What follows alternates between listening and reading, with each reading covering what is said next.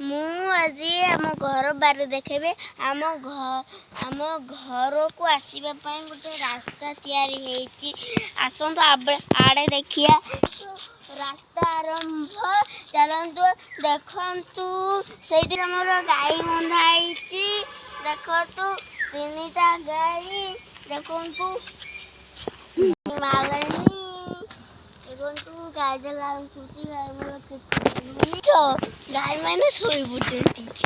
ଆମର ଟ୍ରାକ୍ଟର ଯାଇଛି କାମ କରିବାକୁ। ନଙ୍ଗଳ ସବୁ 4ଟା ନଙ୍ଗଳ ଥୁଆ ହେଇଛି।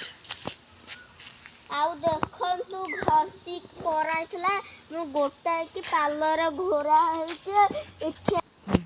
ତାପରେ ଆଉ କଣ କହିବୁ? ଦେଖନ୍ତୁ କେତେ ହାଣ୍ଡି ହେଇଛି। ଆଉ ବେଲଚା ଥୁଆ ହେଇଛି। ଆମର ପ୍ରଥମ ଭିଡୁଅ। ଦେଖନ୍ତୁ କେତେ ଆମ୍ବ। ଏଠି ଗୋଟେ ଆମ୍ବ, ସେଠି ଗୋଟେ ଆମ୍ବ, ସେଠି କେତେ ଆମ୍ବ ହେଇଛି। ବଡ ହେଇଗଲେ ପାଚିଲା ହେଇଗଲେ ଆମେ ଖାଇବା। ସେଇଗୁଟା ବେଶୀ ବଡ। ନଙ୍ଗଳ ଥୁଆ ହେଇଛି। ସବୁ ଥୁଆ ହେଇଛି। ବାରି ଦେଖା ସାରିଲା ଆମ ଘର ଦେଖିଆ। ଚାଲନ୍ତୁ ଘର ଦେଖିଆ। ଦେଖନ୍ତୁ ଉପର ଘର ହେଇଛି। ଉପର ଘର ସେଦିନ ଦେଖିଥିଲି। ଦେଖନ୍ତୁ ଉପର ଘର ଝରକା। ଆଉ ଦେଖନ୍ତୁ ପ୍ଲାଷ୍ଟର ହେଇଛି। ଦେଖନ୍ତୁ ଆମର ଧାନ କୁଟା ହେଇଛି। ଆଉ ଦେଖନ୍ତୁ ସେଠି କେତେ ଗୋଟେ ଶାଗ। କୁଟା କତିରେ ପ୍ରଥମ ଗେଟ୍। ପୁରୁଣା ଗେଟ୍ ହେଇଥିଲା, ନୂଆ ଗେଟ୍ ହେଇଛି। ଏବେ ଆମେ ଯିବା ଘର ଭିତରକୁ ଦେଖିବା। କେତେ କୁନି ବାଛୁରୀ ବନାନ୍ତି। ଇଏ ମତେ ତରକୁଛି। ଇଏ ଆମର କିଛି କଲେନି।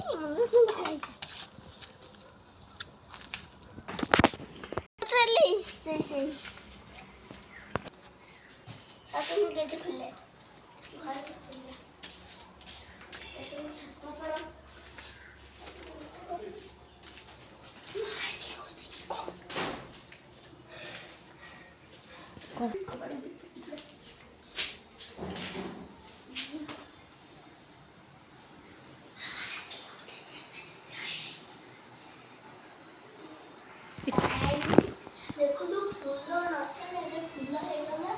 ଆଉ ଘଣ୍ଟିଟା ସେଠି ଅଛି।